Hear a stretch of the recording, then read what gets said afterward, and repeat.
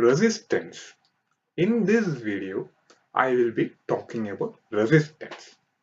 Resistance is a very important concept in understanding various electrical as well as electronic circuits. By Ohm's law, we know that V is equal to IR, where V is the voltage in the circuit, I is the current in the circuit, and R is the resistance. Now let's see in more detail what resistance really means. It is the property of a material to oppose the flow of electric current. That is, resistance always tries to oppose the flow of electric current. It goes due to the fact that electrons are not free to move within a conductor and are restrained by attraction of atoms among which they move. Due to resistance, it causes a heating effect of the current, and this is used in the design of incandescent bulb, in which the resistance of tungsten filament is used to create greater temperatures at which the tungsten actually glows. Now, a component of given size that has low resistance is called a good conductor. Examples of good conductors include silver, copper, gold, aluminium, iron, tungsten, etc. Now, a conductor having appreciable resistance is called a resistor, and this resistor finds many uses in various electrical and electronic circuits in limiting current as well as controlling the voltage across several components in the circuit. A component of identical size to a conductor having higher resistance is a poor conductor. Then an insulator of same size offers even more resistance. Hence, according to the value of resistance, we can divide the various materials as conductors, poor conductors, and insulators. Now, the SI unit of resistance is given by Ohm, and it is denoted by the Greek letter omega. Now, a resistor is a passive two-terminal electrical component that implements electrical resistance as a circuit element. In electronic circuits, resistors are used to reduce current flow, adjust signal levels to divide voltages, bias active elements, and terminate transmission lines. These are the various applications of resistors. Now, we shall see what are the factors on which resistance of a conductor depends.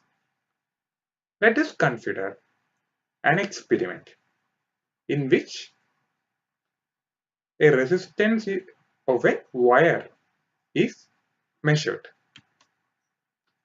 After taking different measurements by varying the length as well as the thickness of the wire, we can reach this proportionality, that is, resistance is proportional to the length of the wire. Resistance is also inversely proportional to the length of the cross section of the area of cross section of the wire. Hence, R proportional to L by A. Hence, resistance is equal to rho L by A, where rho is known as the resistivity of a material. And the SI unit of resistivity is ohm meter. From this, what we can conclude is that for a wire having more length, the resistance will be higher, and a wire having a thicker cross section will have lower resistance. Now, metals and alloys have lower resistivity, of values 10 raised to minus 8 ohm meter to 10 raised to minus 6 ohm meter, while insulators have high resistivity of the order of 10 raised to 12 to 10 raised to 17 ohm meter. Now, we can see resistors in series. Resistors are usually used in various combinations in circuits. And first such combination is resistors in series. In this circuit diagram, three resistors R1, R2, R3 are kept in series. The current flowing through the three resistors is same, that is given by the value I, while the voltage drop across each resistors are different, given by V1 for R1, V2 for R2 and V3 for R3. Now for calculating the total resistance of this circuit, we can derive a formula. We know that the total voltage is given by the total sum of the voltage drops across each resistance, that is V is equal to V1 plus V2 plus V3. Now by Ohm's law, we know that V is equal to IR. Hence, similarly, V1 is equal to I into R1 and V2 is equal to I into R2 and V3 is equal to I into R3. Now substituting these values, we get IR is equal to I into R1 plus I into R2 plus I into R3, which gives total resistance R is equal to R1 plus R2 plus R3. Hence, in series, the total resistance is given by the sum of all the resistances.